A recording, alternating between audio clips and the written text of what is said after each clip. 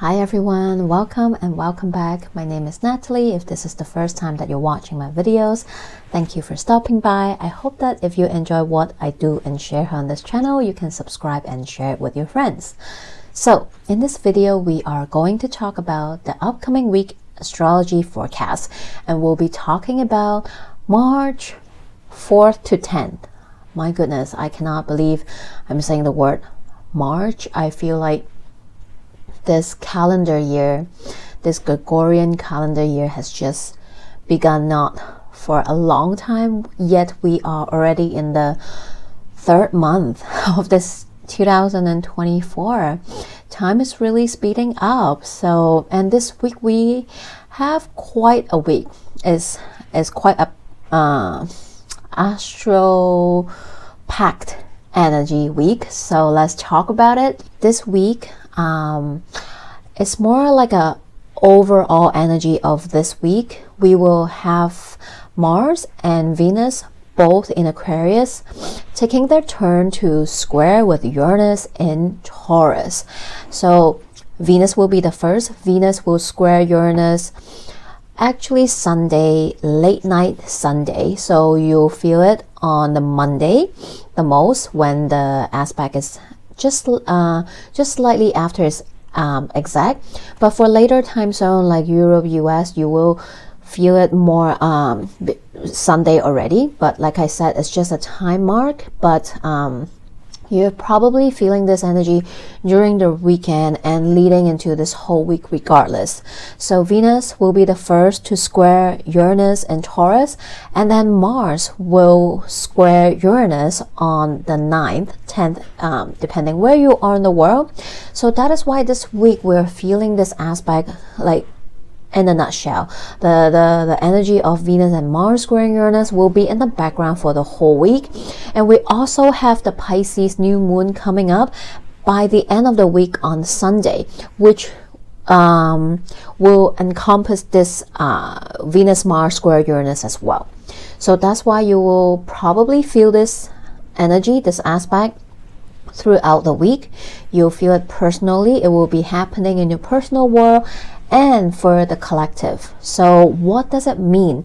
So Venus, Mars, they're both personal planets, right? So Venus, with Venus, it's more like dealing with your personal relationships, all relationships, of course, romantic for sure, but also all your other one-on-one relationships. It also talks about money matters. And since we do have Uranus and Taurus, it's more also about your tangible money matters and physical matters that is in the world as well. So you might experience some sudden changes, revelations, and sudden info about your relationships, right? You might feel, and since we do have Venus and Mars both in Aquarius, there is this collective energy of wanting to show up as your most raw, authentic self. This is the Aquarius energy, right? The fixed air energy that is about humanitarian, about speaking up for what you stand for, fighting for what you believe in, and show the world the real you, basically, right? So being real, being raw, being authentic is quite loud this week, especially having Venus and Mars. You know, Mars is that Martian energy, taking action, right? Taking the action to really show up in this world, show up in your relationships, show up in what you believe that is right, what you want to fight for, right? So this week we might see this energy being amplified in your personal world and on the collective level. So you might feel like maybe this week you're suddenly having this revelation, because Uranus is kind of that divine intervention, that divine aha moment, light bulb moment, that little message nudges that you might receive and feel that come through, maybe about certain relationship, about certain money matters, maybe the way you spend, the way you invest, the way you put your energy into, right? Some physical matters, or your relationships. Maybe you suddenly realize, hey, you know what? This is not authentic. I don't want this anymore. Bye, you know? So that kind of thing might show up. And with Mars, you are ready to take that action. Or you might be on the receiving end where someone is like, hey, you know what? I don't think this is going going to work, so it's time to part ways. Or, hey, I don't think we are in the same wavelength. We need to communicate. We need to talk about it. Or you might suddenly find someone that, hey, you know what? We click. We share the same values. I value you in this relationship and I want to take it further, right? This can show up in that way as well. Like I said, energy goes both ways. So this is how the energy is showing up for all of us, whether it is in your personal world or on a collective level. And on a side note, I do want you to make a little mental note about how's your relationship sector doing. And by that, I mean all your relationships, right? All your one-on-one relationship, the relationship you have with your lover, your partner, your co-workers, your boss, your friends, your family members, so on and so forth, right? Take a little mental note and see what is really happening, who you're close with, who you're not as close with, who you're aligning with, who you don't feel aligned with, or so on and so forth. Because by the end of the year, we are going to have our Mars retrograde, and it's happening in the sign of Leo, which is the opposite of Aquarius, right? So also by that time of the year, by end of December, because Venus and Mars do travel in different speed, they look like they're very close together, they even conjunct this month, but they will slowly, with their own travel speed, they will slowly grow apart. And Venus will travel faster than Mars. So by the end of the year in December, Venus will be back in Aquarius around the same area by this time, by December, right? So what is happening now, let's say this week, the week before and after, so on and so forth, you know, this ballpark, but especially maybe a little bit more emphasized this week, might be coming back by the end of the year, when we have that Mars retrograde in Leo. And by that time, Mars will be opposing Venus and Pluto. So whatever relationships that we're experiencing, that we're going through right now, might be important at the end of the year, because they might come up again. So make a mental note and see what that might mean for you. On March 9, we have Mercury in Pisces conjuncting Neptune in Pisces. This is going to be a sleepy, dreamy day. So my best advice is, if you can, if you have the time and space to do so, try not to schedule too much or anything if you can on this day. This is also a Saturday. So if you happen to be not working, I want you to have a lot of time with yourself today to take it easy, because today is going to feel like a bit of Mercury retrograde, because we already have Mercury in Pisces. This Mercury is not at the best with communicating, expressing themselves. So take it easy. Definitely not a day to have important and constructive conversation. But this can definitely be a day where you can go daydream, take it easy, rest. Okay, this is like a sleepy day. So if you want to sleep in, if you want to go to bed early, do so. You might feel tired. You might feel a little extra tired today, a little low on energy. That is okay. Blame Mercury and Neptune in Pisces, right? But also, this can just be a day where you don't want to pack your schedule. You want to leave time for yourself. Maybe perhaps if you do want to hang out, watch movie, watch Netflix, daydream, talk about something that's like not as important, right? Like I said, don't be having important meetings or conversation today. Might not go the way you want today. So it's a day to just relax, to chill, to just kick back and maybe watch some movies, you know, escape into the la la land with Netflix, movies, shows, or whatnot, right? Or this might be a very creative day for some people if you're in the creative industry. Maybe today you might have some creative juice flowing through, coming in. So watch out, see what comes up for you today. You might have potent dreams, or you might receive some downloads through your meditation or whatnot as well.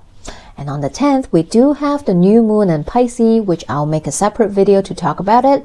But also on the same day, March 10th, Sunday, we have Mercury shifting gear, going into Aries. Definitely a totally opposite, a polar opposite energy. Mercury is going to enter Aries 12:03 p.m. Hong Kong time, or later time zone on the 9th, 11:03 p.m. Eastern time, so just the time according to where you are in the world.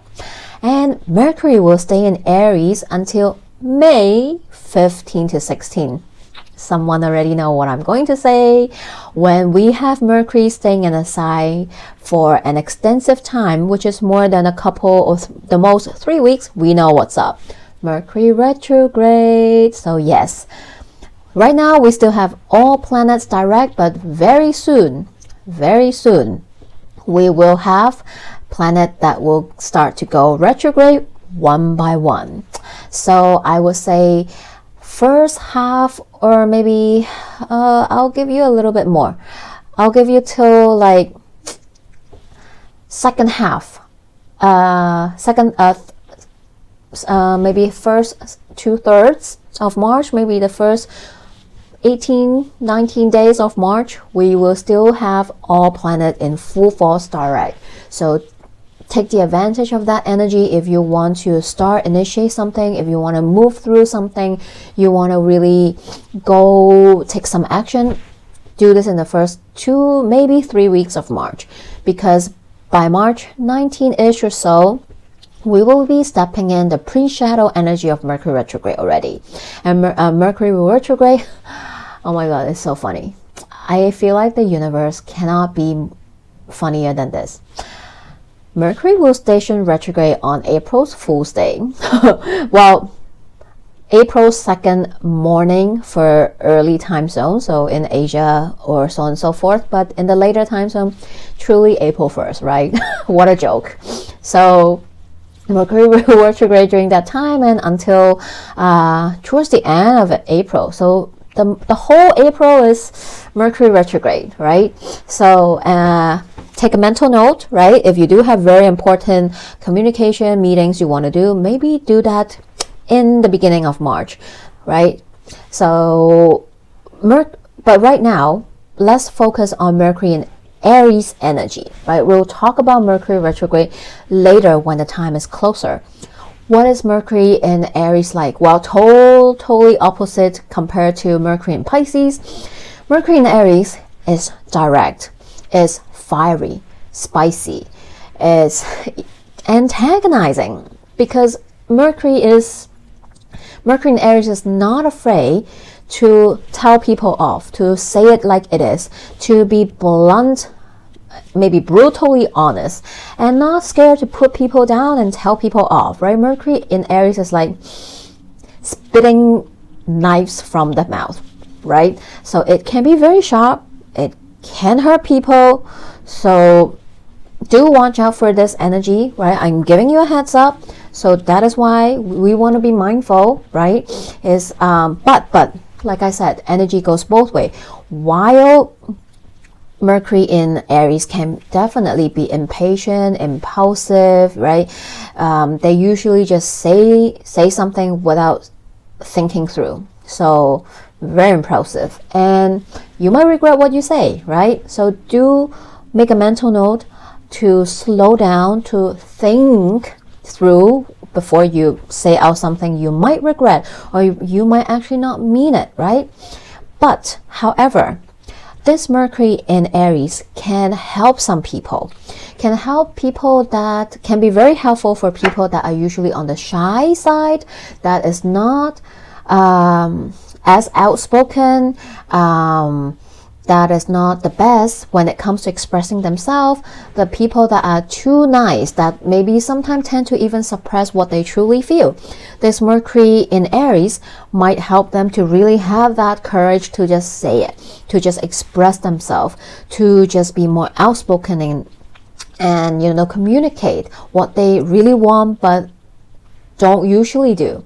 This Mercury transit is also quite potent because it is happening during eclipse season, where we have a lot of energy in Aries. And with Mercury in Aries, I feel like it can sometimes feel a little even more like adding oil to the fuel, right? Adding oil to the flame. So do watch out for that energy, because Mercury will, because of its retrograde going back and forth on the eclipse point, on the eclipse degree point, and also Chiron, right? So there's very different energy that Mercury is going to travel back and forth with.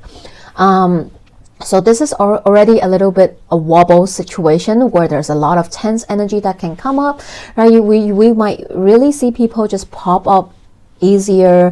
There might be some tension, inflammation in the communication sector. So if you know you already tend to talk, express yourself in more of an impulsive way, you really want to watch out for this energy, okay? But at the same time, having this transit going back and forth, not just on the eclipse point, but also on Chiron, it can almost feel like that sometimes we need to feel the pain, we need to feel the hurt in order to know what we need to heal, in order for we really, wow, okay, I need to do something about it, right? Because sometimes we don't. Come on, be honest. Sometimes we don't change, or we don't realize we need to heal something, we need to pay attention to something until it's too late, until all hells break loose, so to say. So maybe for some, it might be like ripping off a band-aid, but it is necessary as well. So everyone might feel this energy a little bit different. See what that might mean for you. We'll just have to wait and see, right? So this is this week energy. I know it feels like a little bit tense. It feels a little bit, it can feel a bit much, right? But now that you know, you can manage your own energy and maybe have some grace if people that don't know and express those energy towards you. You'll be like, okay, fine, now let it slide a little bit. Or maybe this is when you say, hey, no, you can't treat me like that. We need to talk about it, right? So now let's talk about this week's collective message. We have from the tarot deck, Judgment. And then we have Seven of Pentacles and Four of Swords. So what I'm saying is, well, this week, like I said, we do have Venus and Mars squaring Uranus. So for some, there might be some kind of wake-up call, revelation, truth, secrets coming out, or sudden message, sudden incoming message, whether you are on the receiving side or you're on the side that's giving, right? There might be some revelation messages around certain relationship or money matters, right? It might really open your eyes to something new, or maybe it really gives you a wake-up call about certain things in life that you need to pay attention to. But whatever comes up, and also with Mercury in Aries, I would suggest take your time, right? Slow down. Really, whatever comes up, don't react, but respond. Take your time to respond, right? And also, if you're feeling overwhelmed with the energy, rest. Like I said, right? Take a step back. Give yourself that time and space. See if you can come back to it later on. Allow yourself to process, sit with it before you react, you retaliate or something, right? So make a mental note for yourself already, right? As we go through the week. Oh my God, from the Moonology we have full moon in Aquarius, be real, right? Like I said, Mars and Venus in Aquarius, this is all about being real, showing up in your most authentic self, showing up in the realist energy, when you're communicating, when you're expressing yourself. And then we have Taurus, first quarter moon in Taurus, release control.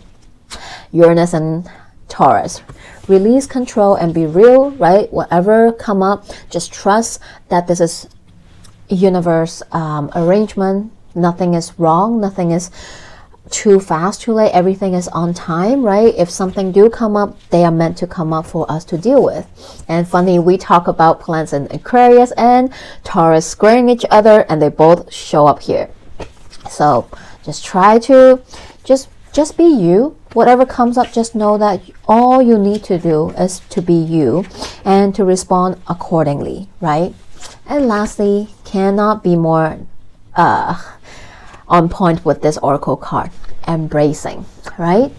So this is all about being okay with whatever comes up, embracing it, whether this is waves of emotions, information, revelation that comes up about certain relationships in your life, certain people, situational things in life, about some kind of money matters, right? Whatever comes up, whatever emotions comes up, more importantly, embrace it. When we allow ourselves to embrace it, it is when we can allow it to flow through as well.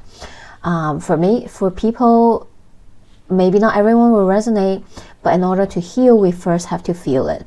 And maybe on the other side, for people that are usually not embracing their emotion, this week, maybe all this aspect and energy is encourage you to get in touch with yourself, to allow yourself to embrace those energies, embrace those emotions that you tend to run away from, avoid, right? This is all about allowing, embracing, accepting. Then you know what to do with it, right? So I hope this message helps. Thank you for stopping by again. I'm wishing you all a great week ahead. Again, if you're interested in working with me, all my information are in the description box below. You can email me. You can contact me over on the Instagram. I hope you follow me over there as well. I do host events, sometimes live as well. So do subscribe and follow me on Instagram as well. If you want to work with me, I offer all kinds of astrology consultation, tarot and akashic records reading, distant energy healing sessions as well. So contact me if any of that is resonating. And I'm wishing you all a great week ahead. Take care of your energy. I'll see you in the next video. Bye.